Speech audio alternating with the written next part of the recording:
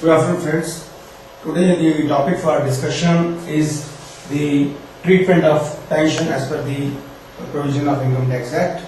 Just like gratuity, the pension is also paid by the employer in respect of or in recognition of the services which have been rendered by the employee in the past, and this pension may be given by the employer to the employee on a regular basis. Means some sort of annuity would be there.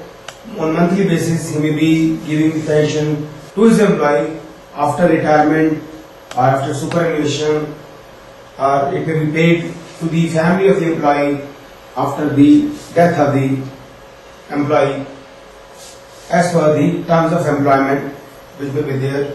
So ultimately the pension is to be paid as a reward.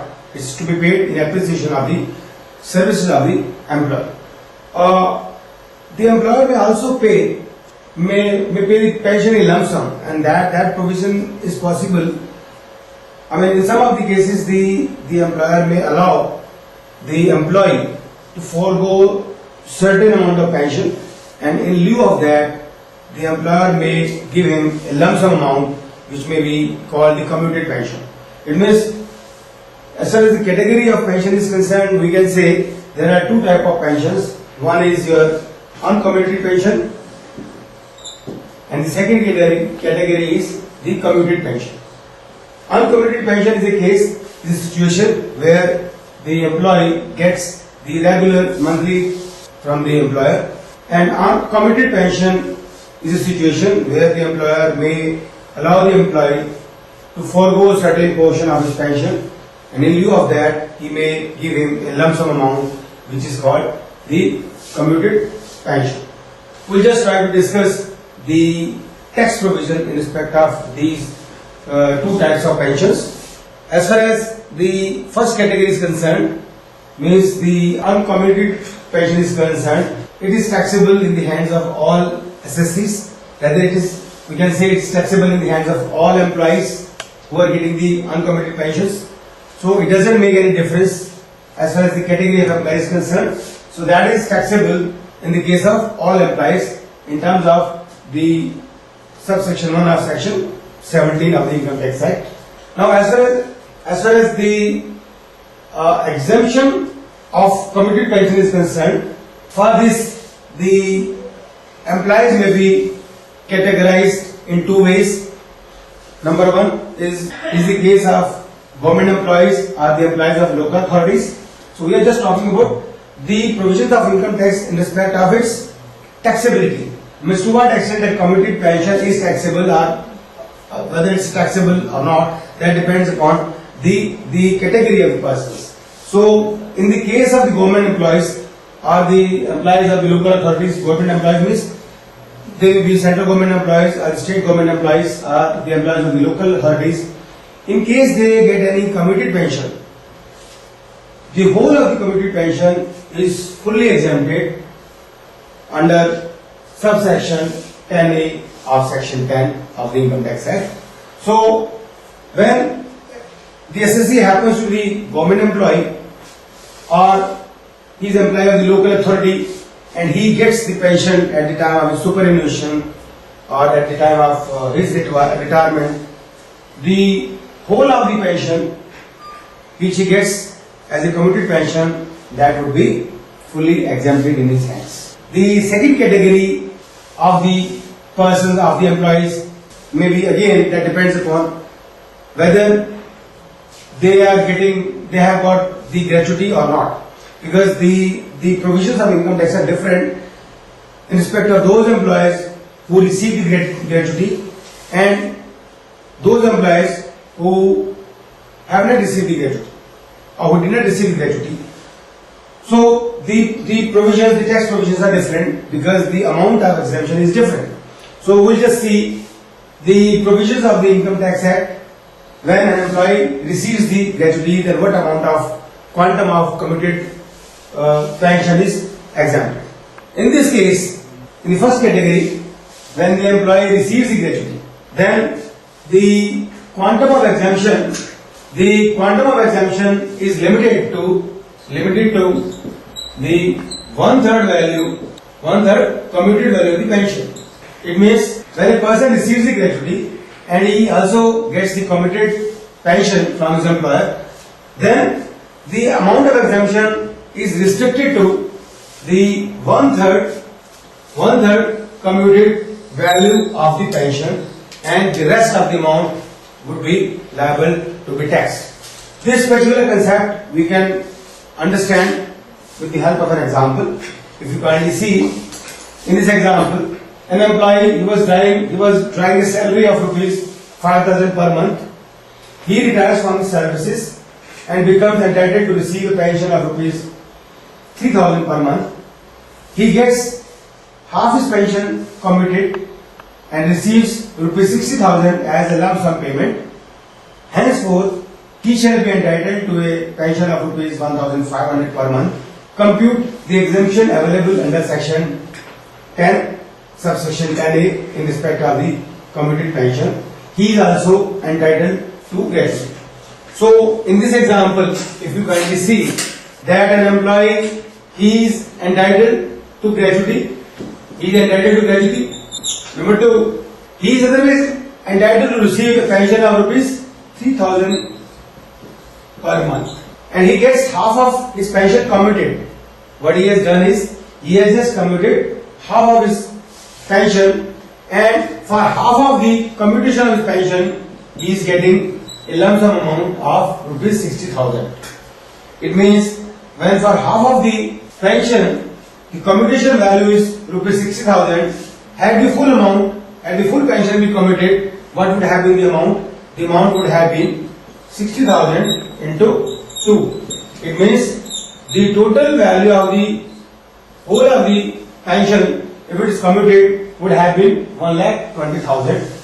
So, since he is entitled to receive the gratuity, the value of exemption, means the amount of exemption under the Income Tax Act, would be restricted to the one-third of the total value of commutation. It means, in this case, the value of commutation which shall be exempted would be one-third is equal to 40,000.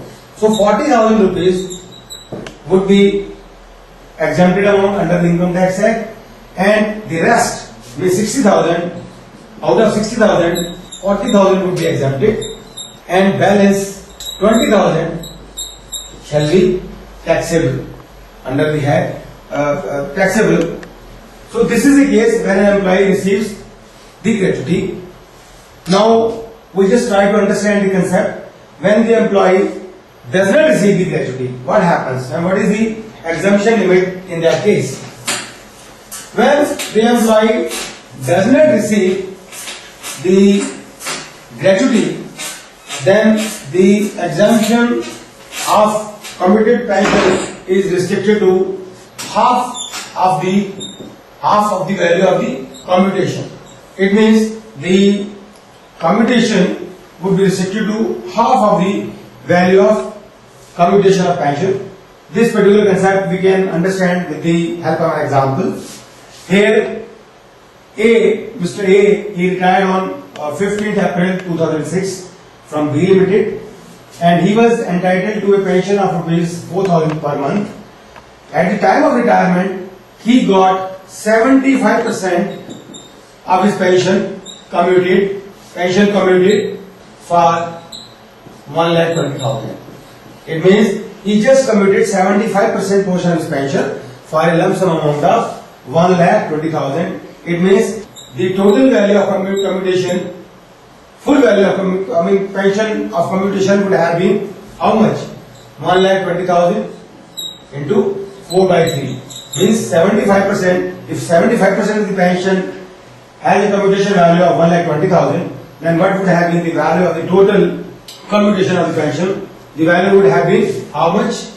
Means 1,60,000. Since this employee does not receive the gratuity, the exemption limit would be half of the value of total commutation. It means 1 by 2, which is 80,000.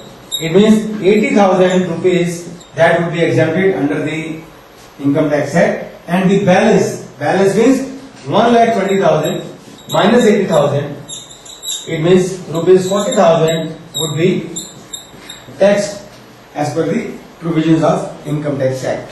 This is the way the pension is treated. Now we just see the treatment of family pension under section 56. Family pension is given to the family members of the employee. This is given when an employee has expired and the pension, his members of the family, they get the family pension, and the pension which the members, the family of the deceased employee gets, that would be assessed under the head income from other sources. It means first of all, the family pension is available to the family of the deceased only when the employee is expired, and the assessee in this case would be taxed under the income on account of the family pension shall be taxed in the hands of assessee under the head income from other sources, and the total amount of exemption which is allowed under section 57 is 1/3 of the gross pension received or rupees 50,000, whichever is less. It means two things are important. Number one, the family pension would be given to the family of the deceased employee, means the employee who has expired. Number one. Number two, the assessee in this case shall be given an exemption to the extent of 1/3 of the gross pension received by him or rupees 50,000, whichever is less. This particular aspect can be explained with the help of an example. Here, Mrs. X is getting family pension of rupees 4,000 per month after the death of her husband, Mr. X. Compute her taxable income. In this case, if we just analyze this problem in the light of section 56 and 57 of the Income Tax Act, Mrs. X, she is getting a family pension of how much? Rupees 4,000 per month. It means the total amount of pension which would be received by her during the previous year would be 4,000 into 12 means rupees 48,000. So the total amount would be 48,000, and in terms of the provision of section 57, 1/3 of the gross pension or rupees 50,000, whichever is less, is exempted under section 57. So the exemption would be less exemption under section 57. That would be 1/3 means 1/3 or 50,000. 15,000 it means whichever is less. So minus 50,000. So 33,000 shall be the amount which would be taxable in our hands, and they have to be taxable in our hands under the head income from other sources. So this is the tax treatment of family pension. Thank you very much.